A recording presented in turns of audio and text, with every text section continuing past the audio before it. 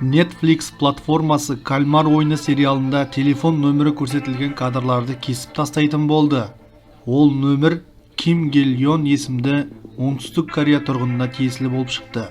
Сериал шыққаннан кейін әйелге күніне жүздеген қоңыраулар мен хабарламалар түседі екен. Ким журналистерге бұл нөмірді 16 жылдан астам уақыт бойы ұстап жүргенін айтқан. Кондитерлік цех арқылы нәпақасын тауып жүрген адамға күніне сан мәрте соғылатын қоңыраулар айтарлықтай кедергі жасайды.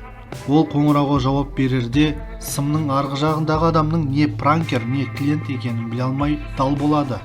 Жұмысы жүрмей жатқан себепті ол күйзеліске түсіп, дәрі қабылдай бастаған. Netflix өкілдері жаңа нөмір сатып алу үшін оған оңтүстік кореялық миллион вон өтемақы ұсынып, хабарласқанын да мәлімдеді.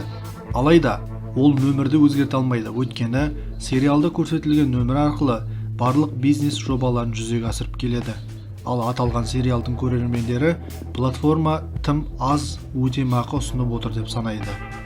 CNN басылымы Netflix өкілімен сөйлескен болып шықты. Ол сериалдан нақты телефон нөмірі бар көріністер жойылатынын растаған және өтемақы туралы ақпаратқа түсініктеме беруден бас тартыпты.